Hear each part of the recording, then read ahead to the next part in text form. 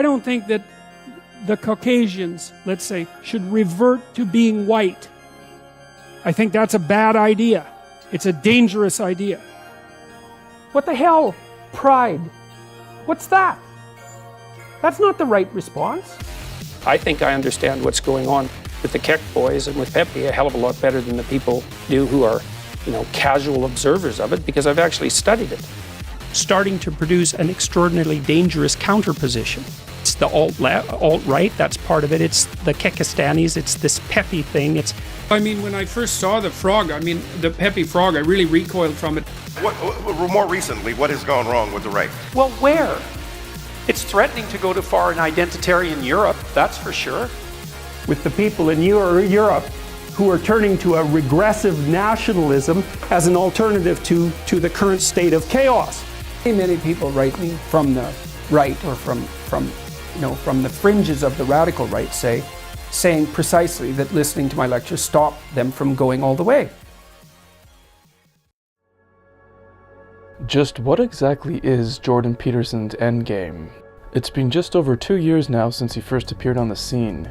I also said I wouldn't mouth the words of the ideologically possessed, and that was with regards to gender-neutral pronouns. At first, everyone thought he was just a brave university professor who had had enough of the cultural Marxist garbage that has taken over our society. That he'd snapped when the Canadian government announced it was going to legally mandate calling people Zim, Zer, and Z-Self. Peterson came out of the gate with some vicious rebukes of the political left, and even called them what they are, cultural Marxists. But it didn't take long for Peterson to begin showing his true colors. Nearly at the same time, he was thrust into the spotlight for defying the social justice clique at the University of Toronto. Peterson began positioning himself to evangelize a very specific demographic, young white males. What followed after fall of 2016 was a meteoric rise to fame at the hands of the mainstream media, which they made every effort to disguise as being organic. Soon thereafter, his mission became plain to see. Jordan Peterson's primary goal is to neutralize the political right. There are a large number of people who believe that Peterson is a force for good because he has criticized left-wing politics and cultural Marxism. However, what was his motivation for doing so? What was the straw that broke the camel's back and caused Peterson to go public with his objections to left-wing politics? Did Jordan Peterson choose to sound the alarm at any point during his decades-long career as he witnessed the cultural Marxist infiltration of academia transform hundreds of thousands of students into useful idiots? No, he did not. Did Jordan Peterson choose to alert the world to the danger of the cultural Marxist subversion of the world's governments as he worked at the United Nations, helping them write a Marxist document that outlined their plans for creating equality of outcome inside of and between every country on Earth? No, he didn't. On the surface, it might seem like his primary concern was the encroachment on the liberties of freedom of speech, with his activism debut consisting of a YouTube video he published in the fall of 2016, where he expressed his refusal to speak the preferred pronouns of transsexuals, and his objection to Canadian federal legislation mandating speech of that nature. However, very shortly after doing so, Jordan Peterson gave an interview with the Canadian state-run media broadcaster, the CBC, in which he stated, "I can tell you one thing that I'm very terrified of, and you can think about this. I think that the continual, careless pushing of people by left-wing radicals is dangerously waking up the right wing. So you can consider this a prophecy from me if you want. Inside the collective is a beast, and the beast uses its fists. If you wake up the beast, then violence emerges. I'm afraid that this continual pushing by radical left-wingers is going to wake up the beast." Peterson expressed his terror at the realization that he had that the takeover of Western academia, the media, and governments by cultural Marxists was catalyzing a response by the political right. Part of the reason that I landed in the political hot water that I landed in last year was because I was increasingly aware that this process of polarization was going to take place, and that the continual, in my estimation anyways, the continual clawing of new ground underneath the radical leftist rubric, especially in the universities, is starting to produce an extraordinarily dangerous counterposition. His analysis was that the policies and aggressive dogma being churned out by the political left were being done in a careless manner that was leading to what he believed would culminate in the political left being neutralized by the right wing. This is the real reason why Peterson decided he needed to step onto the public stage. Not because he wants to dismantle cultural Marxism, but because he realized that the political left's current strategy for achieving their goals is in the process of backfiring spectacularly. What's going on the left is a bit of a new twist. What you have is a coalition of different tribal identities that aren't large enough to marshal a force on their own, and so they're united, and together they are a formidable force. But what's going to happen is that's an unstable entity. At the point that that force gains power, it's going to come apart as internal dynamics rip it up. It's not capable of restraining the version that recurs on the right, the version that does manifest as white nationalism. That version is stable because it does represent an actual population that has an evolutionary basis for remaining cohesive.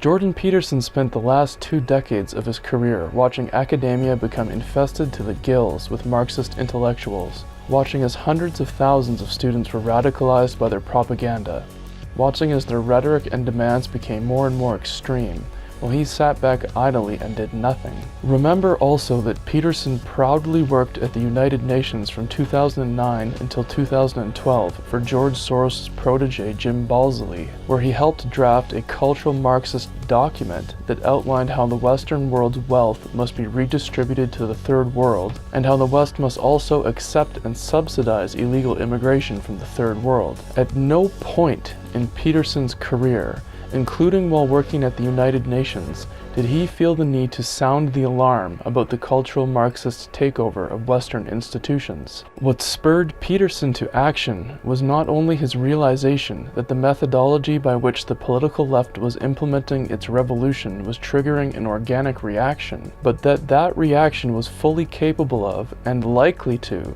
succeed in implementing a final solution to the Marxist problem. And your point, Brett, that the radical right actually is more powerful once they get organized is a really good one, because there's no fractionation. Yeah, it's more stable. You bet. And they have all the guns. That's another thing to think about. And so Jordan Peterson decided to attempt to strangle the fledgling right wing in its cradle. He proceeded to deploy a sophisticated attack, disguised cunningly as a centrist rebuke of political extremes, that in reality was a message of reformation to the left, and what he intended to be a killing blow to the right. Stratagem: accuse whites of playing Marxist identity politics. One of Peterson's most substantial achievements has been the instantiation in the minds of his followers the belief that Europeans working together to resist their collective dispossession and extermination is no different than Marxist identity politics. Any concerted effort made by whites as a group to resist dispossession by progressive government policies or by mass immigration is condemned by Peterson as being a manifestation of identity politics. The French intellectuals had to admit that communism was a bad deal by the end of the 1960s. And what happened was that they played a sleight of hand game in some sense and rebranded themselves under the postmodern guise. And that's where identity politics came from. According to Peterson, identity politics are when a group identifies itself as being oppressed by another group and demands that the group that is oppressing them give up their wealth and power for redistribution amongst the oppressed group. And so they started to play a sleight of hand, and instead of pitting the proletariat, the working class, against the bourgeoisie, they started to pit the oppressor, the oppressed against the oppressor. And that opened up the avenue to identifying any number of groups as oppressed and oppressor, and to continue the same narrative under a different name. Some may believe that when Peterson claims whites are playing identity politics, he is in fact describing any form of politics that aims to advance the interests of European people as a group. However, in reality, Peterson has in fact tried to construct a narrative in which whites are literally trying to define an oppressed-oppressor dichotomy to pursue Marxist identity politics. In the spring of 2018, Peterson published a short article on his blog entitled "On the So-Called Jewish Question," In that article, he wrote, "Why do the reactionary conspiracy theorists even bother? This is a straightforward matter. If you're misguided enough to play identity politics, whether on the left or the right, you require a victim, in the right-wing case, European culture or some variant, and a perpetrator, Jews. Otherwise, you can't play the game." So whenever Peterson dismisses and condemns Europeans as playing toxic identity politics for working together to put an end to mass immigration that is rendering them a minority in their own countries, or for working together to put an end to the Marxist subversion of their nations that is hell-bent on incrementally dispossessing them, he is in fact making the claim that those Europeans want nothing more than to play the victim and demand redistribution of power from Jews to themselves. It is with this sleight of hand that Peterson falsely equates whites wanting to protect the demographic destiny of their own countries with totalitarianism, evil, and danger.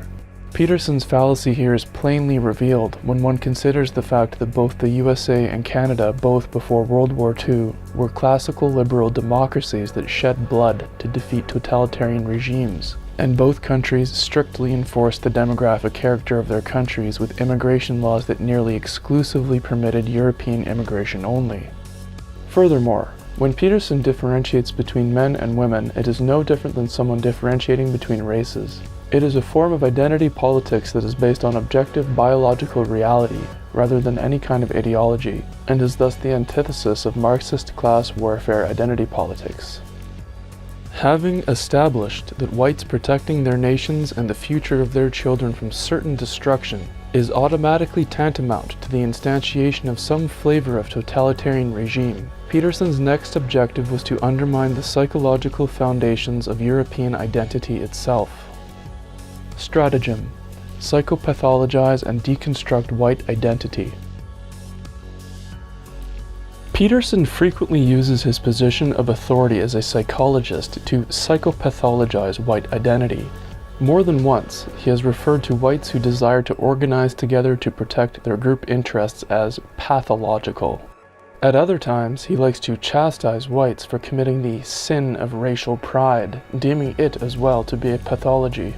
During a talk, Peterson was confronted with a quote from Canadian historical sociologist and professor at the University of New Brunswick, Ricardo Duchesne.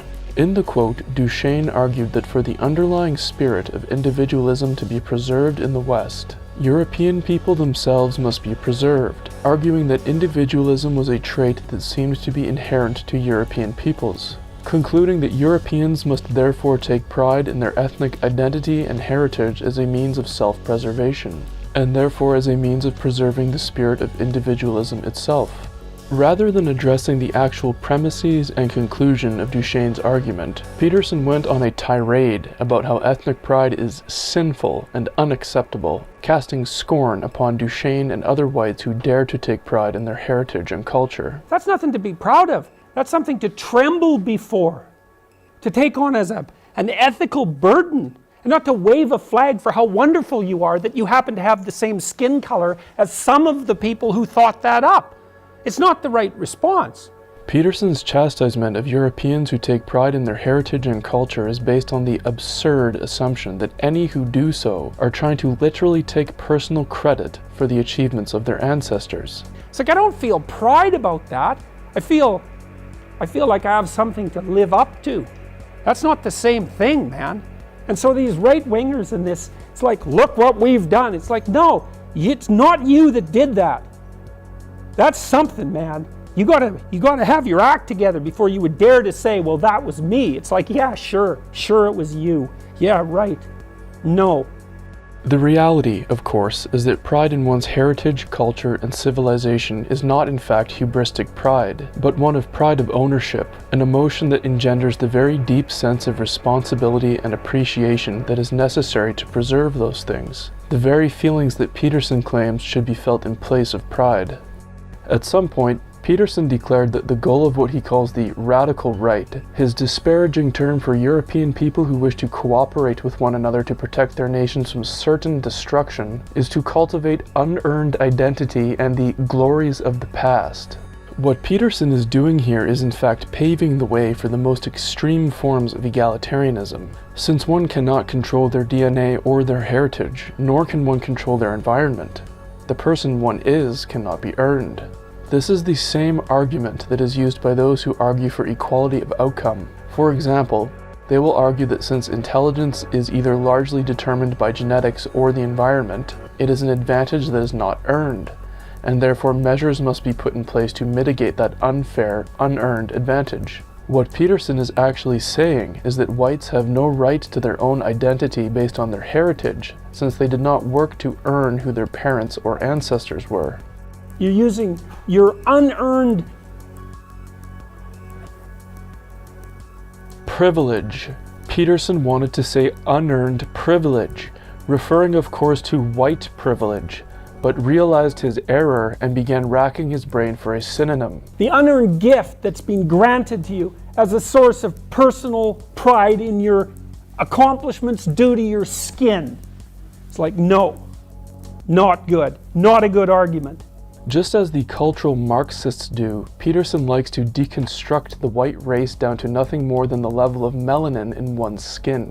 The other thing about the whole angry young white men thing is that my angry young white men followers are a hell of a lot less angry and a hell of a lot less white than they would have been if they wouldn't have been following me. Because one of the things, I've had many letters from young men who've also said that they had been attracted to the more dogmatic end of the right, more dogmatic right-wing end of the political spectrum, and that listening to my videos has been exactly what's kept them more or less in the middle.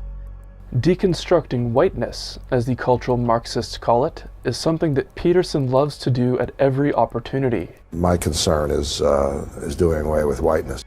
If you abolish slavery, you abolish slaveholders. In the same way, if you abolish racial oppression, you do away with whiteness. Whiteness is an identity that arises entirely out of oppression. Whiteness is not a culture, it's not a religion, it's not a language, it's simply an oppressive social category. In a tweet to evolutionary psychologist Kevin MacDonald in late 2017, Peterson posed the classic cultural Marxist question, how do you define white? Who's white exactly? Like, how do you draw these distinctions? Even going so far as to make the absurd declaration that biological organisms do not have an interest in the propagation of their DNA into the future. While some may try to argue that Peterson's primary concern is with trying to prevent society from being destabilized by what he calls tribalism or identity politics, it is clear that when it comes to Europeans, Peterson's motives go far beyond simply warning about the dangers of group identity. He has declared that white identity itself is a mental illness, and not only that, but that the white race itself is a fiction, just as the cultural Marxists do, the people whom he claims to oppose. The very hint of a white individual taking pride in their heritage causes Peterson to lapse into a venomous tirade of shaming and castigation. All of this is fueled by his profound fear that if whites unite in solidarity to protect themselves and the future of their children, it will somehow lead to the total destruction of Western civilization. I think it's genocidal in its ultimate expression. I think it will bring down our civilization if we pursue it. Stratagem. Combines self-help advice, political ideology, and religion. Clean up your room. Peterson has woven a complex psychological mind trap in the form of a political ideology disguised as a self-help regimen wrapped in religious metaphor. Ideologies are fragmented religions, essentially. They use the same symbolic understructure, but they only tell part of the story. Despite Peterson's assertion that ideology itself is the root of all evil, and that ideology must therefore be rejected in favor of the righteous path of the individual, he is ironically by doing so pushing his own ideology that he himself calls radical individualism. Dr. Walton, what was the adverse effect of the Frankfurt School on the world? Well, I would say if we looked at our own country, and to a lesser degree perhaps Western Europe, we live in an era today when patriotism, defense of our own nationality, independence, sovereignty are all under attack. To paint middle-class morality as repressive, to paint authority within the family, outside the family, as repressive. To promote personal liberation, or what we might call radical individualism. I don't see any alternative than the radical individualism that's predicated on these deep stories that characterizes the West. It's the right answer. In short, to foment the rebellion of youth against traditional morality and authority structures in their society, something we can see has diffused through our society today. This political ideology of his is inextricably enmeshed with his self-help advice, whereby he admonishes people to clean their rooms and set their life in order. According to Peterson, those who do not adhere to his political ideology of radical individualism fail to do so due to suffering from a pathological personality defect of some kind, stemming from a refusal to clean their rooms and bear the cross of individual responsibility. The average Peterson fan is totally incapable of separating the, in itself benign, self-help advice from Peterson's political ideology. The result is that those who follow his ideology end up in a perpetual state of masturbatory self-improvement, perceiving those who cooperate together in groups based on some set of shared normative values as being psychologically damaged and morally inferior. They end up perceiving any criticism of Peterson's politics as a personal attack on their efforts to improve themselves, and as an attack on the man whom they see as having been instrumental to their self-improvement or salvation. All of this closely matches the patterns of a cult, with Peterson's followers acting based on strong emotions rather than logic, to staunchly defend their charismatic cult leader and his ideology of radical individualism. Look at the audience. It's mostly European men, a few women, very few people from minority backgrounds, or so-called minorities. There are very few Asians, very few Chinese. I actually didn't see any Chinese at all. Maybe a couple of East Indians. No Arabs, no blacks. So what does this tell you? It tells you that those people feel that something is not right. Those people feel that something is missing, that their needs are not met, and everybody else's needs are met because they are not here, or they don't care. In retrospect, it is plainly evident that Peterson made an effort to market himself and his cult to young white males from the very beginning. In the fall of 2016, Peterson attempted to subvert the mimetic culture by intentionally associating himself with Pepe the Frog, claiming that spiritual synchronicity had crowned him the spokes frog. So, yeah, when I saw the video that you put up, was it 2 days ago now? I think, Yep. Yeah, 2 days ago. I couldn't believe it. Yeah, and the next morning I got an email from my brother who also studies symbolism and is a very smart person, and he said, "Does Jordan know he's incarnating Pepe right now?"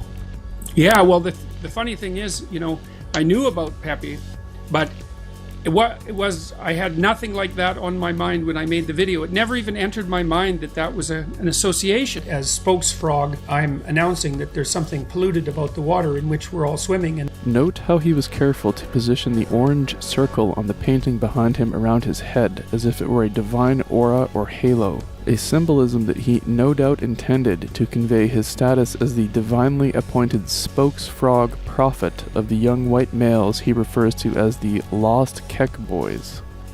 So you're a prophet? Well, we're in a new world in many ways because of the reach of social media. And so I have this immense multimedia platform. The reality is that Jordan Peterson's self-help advice in the form of clean your room is nothing more than a delivery vector for his insidious anti-white political ideology, an ideology that he refuses to publicly defend. Stratagem: exclude the radical right from debate. Many are aware of Peterson's hypocritical decision to uninvite Canadian journalist Faith Goldie from a free speech event at the Canada Christian College in November of 2017, with his stated reason being that Faith had chosen to associate with someone on the political right whose opinions he disagreed with. I understand that Faith Goldie was removed from the original August panel because of her podcast with the controversial Daily Stormer after Charlottesville. This seems like a performative contradiction to remove Faith because of one interview while claiming to believe in freedom of speech. She was associating with people whose views she should have questioned. It was her journalistic responsibility to question them. And as a consequence of that, she became too hot a property for us. What is less known, however, is that Jordan Peterson has a personal rule of intentionally excluding people from public debate based on their opinions and points of view. We know how to put a box around the extremists on the right. Basically, we say, oh, you're making claims of ethnic or racial superiority. You're not part of the conversation anymore. I mean, I think the fundamental criteria for drawing boundaries around the right are claims of racial or ethnic superiority. That seems to me to be the place where conservatism degenerates into something approximating ethno-nationalist fascism. It's something like that. According to Peterson, anyone who thinks there is a biological difference between the different genetic groups of human beings must be isolated and excluded from all public debate of any kind. This is beyond hypocritical, given that Peterson admitted himself on Stefan Molyneux's show that there exist large and permanent discrepancies in average IQ between the different racial groups. So IQ is a particularly ugly aspect of science because the IQ literature reveals that which no one would want to be the case, which is that there are profound and virtually irremediable differences in people's cognitive performance, and that those differences have a very solid biological and heritable basis. No one wants to hear that. They don't want to hear that it's biological. They don't want to hear that it's heritable. They don't want to hear it's permanent. They don't want to hear that it's irremediable and that it actually has a practical consequence. And no wonder they don't want to hear it. Well, and even worse, they don't want to hear that it differs between genders and ethnicities. That is, to me, one of the most painful things that I've ever learned in my life, is this kind of information. It is one of the great heartbreaks when it comes to the dream of pure egalitarianism, and that is, I think, even harder. It's an even harder pill for people to swallow.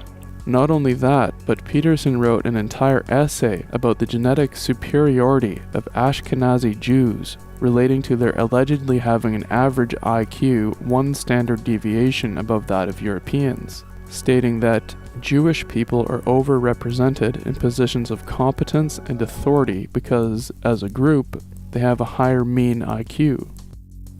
It's plainly obvious that Peterson's decree that any individual who brings up the topic of genetic differences between groups of humans should be ejected from and barred from public debate applies only to whites, as does ultimately his decree that tribalism is the height of evil. So you'll notice these sculptures behind me. They're made by an artist, a native artist named Charles Joseph, and Charles Joseph is a friend and now a brother of mine, as I've been inducted into their tribal group. Endgame. Jordan Peterson's endgame is one and the same as the globalist machine.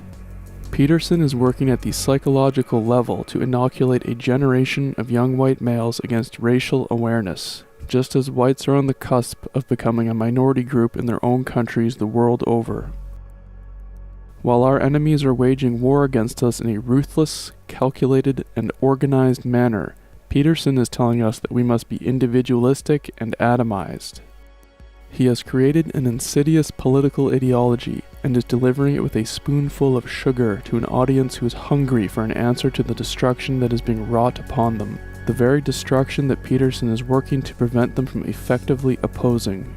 And he is doing all of this for 30 pieces of silver. I make $80,000 a month on Patreon. My book is selling about 20,000 copies a week. I have royalties that probably amount to something approximating $1.50 on each of those. The tours garner about $35,000 to $50,000 an evening. I have a business that's generating, I don't know, something in the neighborhood of $200,000 a month for me personally. There's some other smaller sources of income than that. You are making a lot of money. Yes. Out of this. I certainly am. And so are a lot of other people. I'm not ashamed of making money. It's very hard to make money.